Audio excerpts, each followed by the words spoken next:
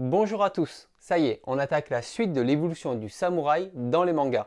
Je vous propose aujourd'hui de continuer cette série de vidéos en parlant des années 70 jusqu'à aujourd'hui. Donc on ne perd pas de temps, installez-vous confortablement, c'est parti pour une nouvelle capsule manga.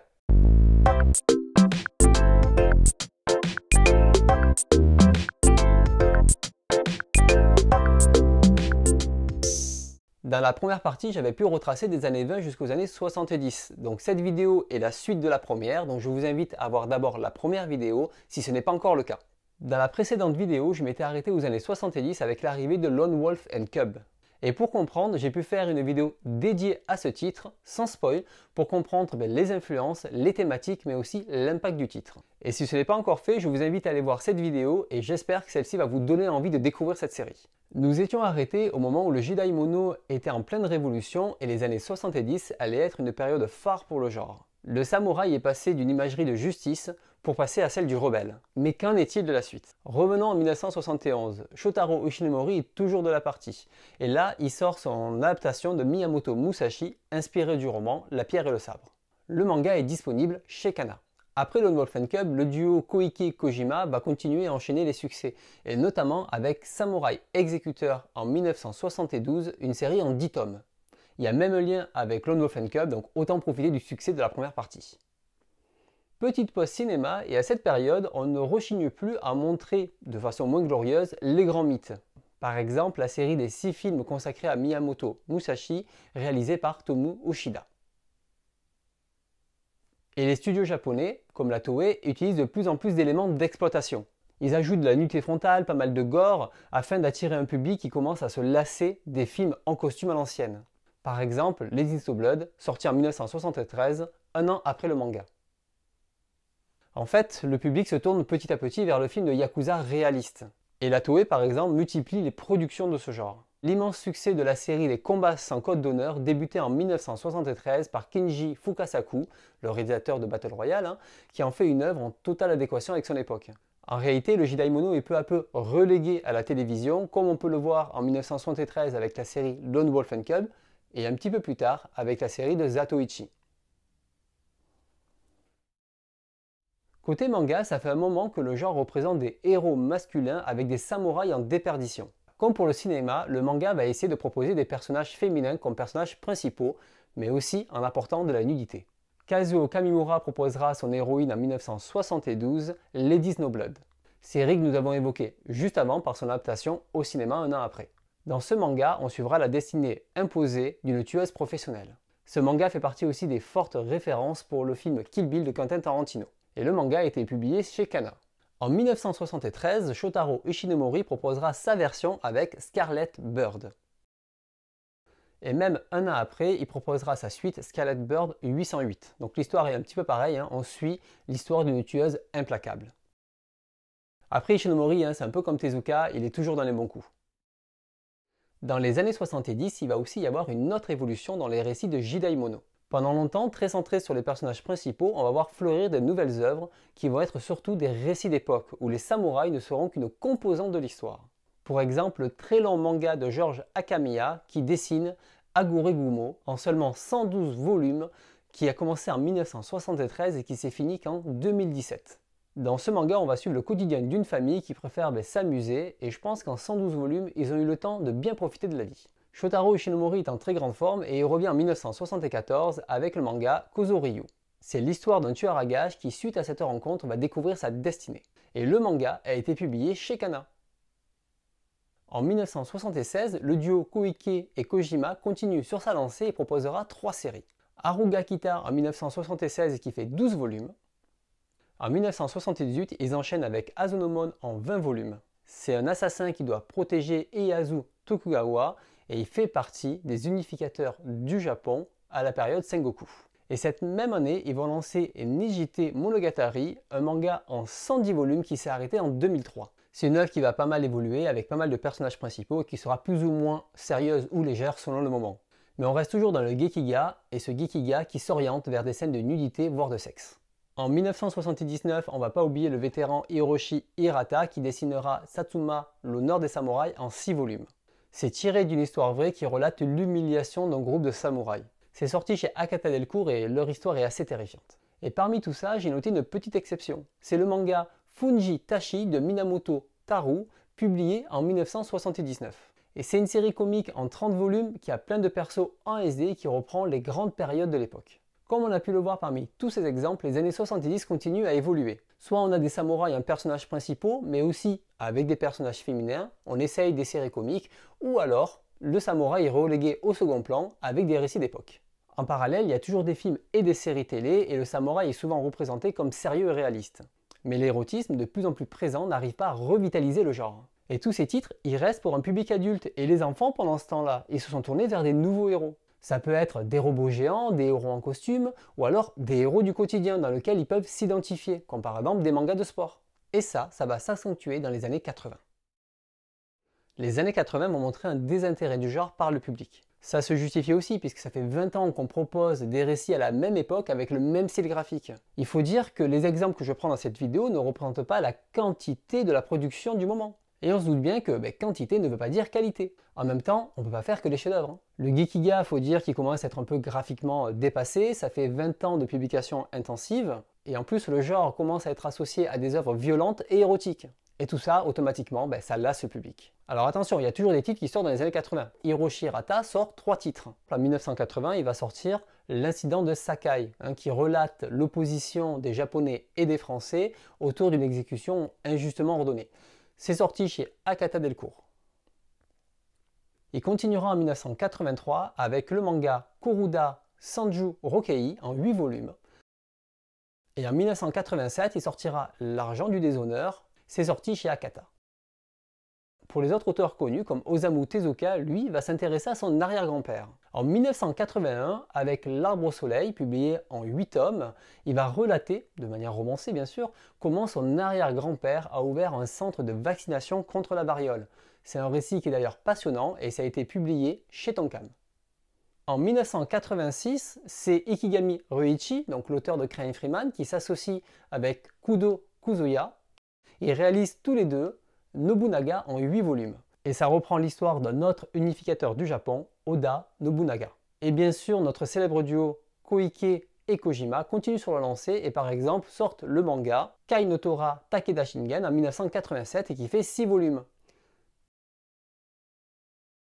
Les lecteurs des années 50, 60, 70 sont devenus des auteurs pendant les années 70-80. Nourris de l'héritage des story manga ou des gekiga, ils ont su ingérer les codes. Et ils s'en servent pour créer des histoires pour les magazines jeunesse, puisque ce sont eux, les nouvelles générations d'auteurs, qui font maintenant tourner l'industrie. Parce qu'on n'en a pas parlé jusqu'à maintenant, mais pendant cette période, le Jump, il entre dans son âge d'or, il explose tous les records. Le manga est rapidement devenu un média de masse. Et ces dernières années, il s'est énormément diversifié par rapport à ses thématiques ou le style graphique. Et maintenant, c'est les titres comme Dr. Slump, Dragon Ball, Okuto no Ken ou Katen Tsubasa qui ont la cote. Il y a même des nouveaux auteurs comme Katsuhiro Otomo, l'auteur d'Akira, qui va directement imposer un nouveau standard graphique. Cette nouvelle génération d'auteurs, elle a clairement su apporter du sang neuf au manga. Et le Gekiga tel qu'on le connaît, petit à petit disparaît, du moins il se transforme. Et c'est assez intéressant puisqu'on va retrouver cette même scission dans le cinéma. D'un côté, on a la vision des derniers réalisateurs classiques comme Akira Kurosawa avec Kagemusha en 1980 ou Ran en 1985. Et de l'autre, on a une vision très pop du film de costume incorporant des idoles ou des chansons anachroniques. Par exemple, on peut citer la scène d'amour très kitsch de la légende des 8 samouraïs en 1983 de Kinji Fukusaku ou Shogun Shadow en 1989 de Yasuo Furuhata et son J-Rock en pleine séquence de bataille.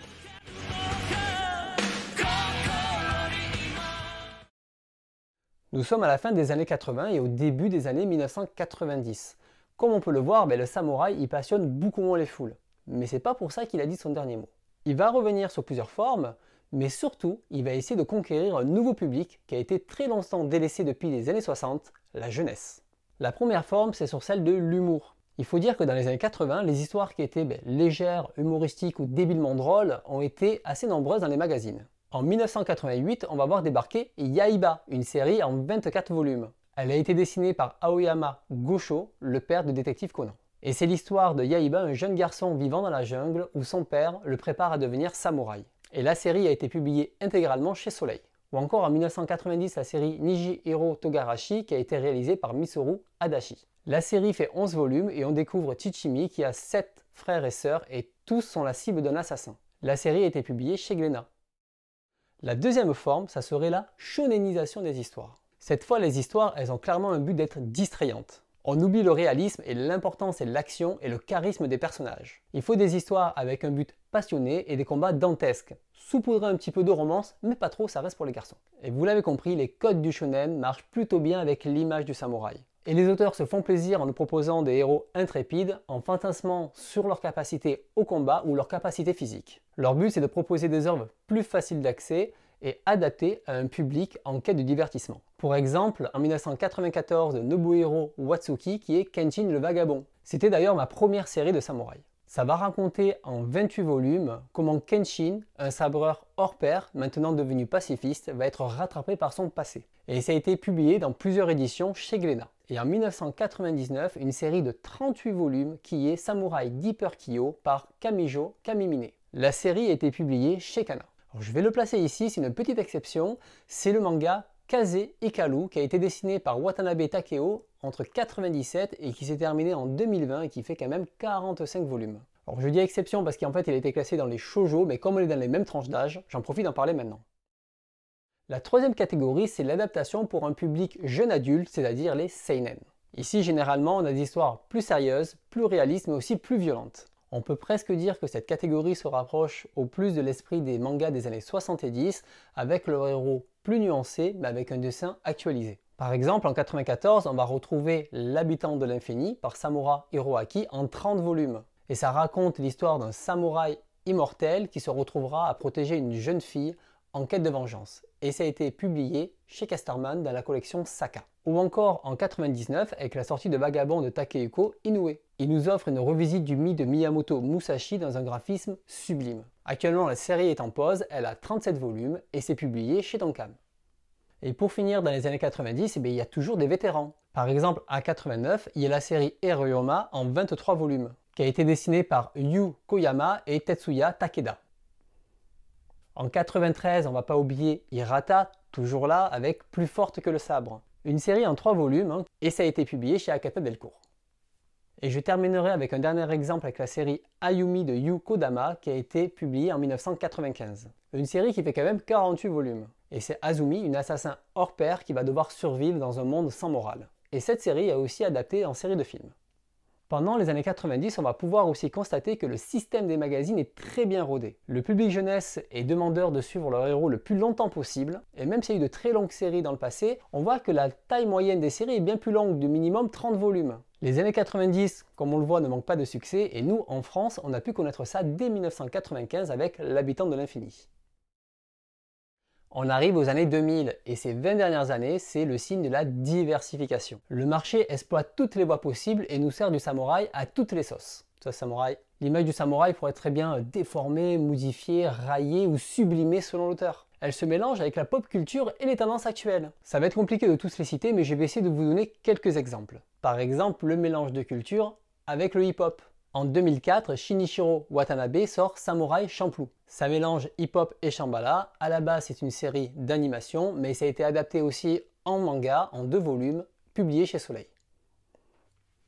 Ou alors un autre mélange des cultures en 2005 avec Afro Samurai. Dessiné par Okazaki Takashi, elle a même eu droit à des jeux vidéo ou une série d'OAV. Et le manga a été publié en 2 volumes chez Panini. Ou alors un autre exemple, le voyage temporel, comme avec Samurai Comeback. Ça a été publié en 5 volumes en 2001 par Toriyama Tsuru et ça a été publié chez Akata. Dans un autre style, on a aussi ceux qui reprennent l'imagerie des estampes Musan-e. Ce sont les estampes de l'époque Edo et Meiji avec une imagerie gore. Comme en 2003 avec le surprenant Shigurui de Yamaguchi Takayoki en 15 volumes et qui est publié actuellement chez Meian. On a aussi ce que j'appellerais de vision d'auteur. En 2006, on a Taiyo Matsumoto qui nous propose le Samouraï Bamboo en 8 volumes avec un graphisme hors norme. La série a été publiée chez Kana. Il y a toujours le registre humoristique, la plus connue étant Gintama en 2006, dessinée par Sorashi Hideaki. C'est une série humoristique de 77 volumes qui propose un univers alternatif et de science-fiction à l'époque Edo. Et tout ça a été publié chez Kana. On a aussi le style réaliste, comme par exemple en 2005 avec la série Sido, dessinée par Tsutomu Takahashi en 25 volumes, et on va suivre surtout une période de l'ouverture du Japon sur l'Occident. Et tout ça est republié chez Panini. On va bien sûr avoir ceux fantasmés et remplis d'action, comme par exemple en 2009 avec Gamaran. Ça a été dessiné par Nakamaru Yosuke en 25 volumes pour la première série, il y a même une autre série, et ça a été publié chez Kana. Ou alors le deuxième exemple avec le manga Shiroran publié en 2010. Dessiné par Imemura Shinya et Hashimoto Eiji, la série a déjà une bonne trentaine de tomes au compteur et c'est publié chez Mangetsu. Et pour finir, un dernier exemple, un peu à la croisée des cultures, comme par exemple Batman Ninja. Ça a été réalisé par Misa Asato et c'est un beau mélange de pop culture internationale. C'est en 2 volumes et c'est sorti chez Kana. Ou alors en 2019, l'auteur de Naruto, Kishimoto Masashi, qui a sorti Samurai 8, une histoire où le samouraï est la caste guerrière la plus importante et ça se passe dans un univers inédit. Alors bien sûr, on a toujours des vétérans, comme par exemple Tengu de Mori Hideki en 2000, on a aussi en 2004 La Loi du Temps d'Hirata, ou en 2005 La Force des Humbles, aussi d'Hirata. Ça se compte sur les doigts d'une main et tout ça est sorti chez Delcourt.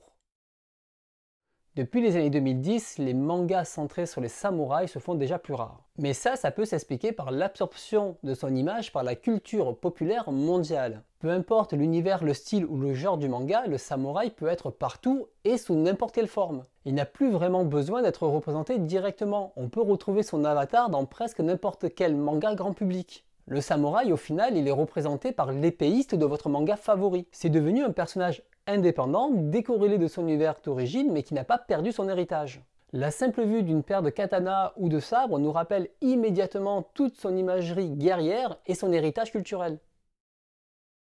Ce qu'on peut dire, c'est qu'en près de 100 ans, le samouraï a su passer du héros intrépide à un personnage fantasmé, qu'il a su évoluer et s'adapter au travers des décennies. On pourrait presque se demander si ce personnage emblématique ne fait pas partie du cahier des charges d'une nouvelle série à succès créée aujourd'hui. Et grâce aux auteurs qui ont forgé cette image pendant des dizaines d'années, la simple vue d'un katana vendu en convention catalyse désormais l'image du samouraï auprès du public actuel. Et par là même, fait perdurer cette image qui, je l'espère pour lui, le rendra immortel. Ça y est, on arrive à la fin de cette vidéo. Merci d'être resté jusqu'au bout. Si vous avez aimé la vidéo, partagez-la, c'est important pour la chaîne. Je vous attends en commentaire et n'oubliez pas, vous pouvez aussi me retrouver sur les réseaux sociaux, Twitter, Instagram, sur le Discord ou écouter notre podcast Bunko. Je vous dis à très vite pour une prochaine capsule manga.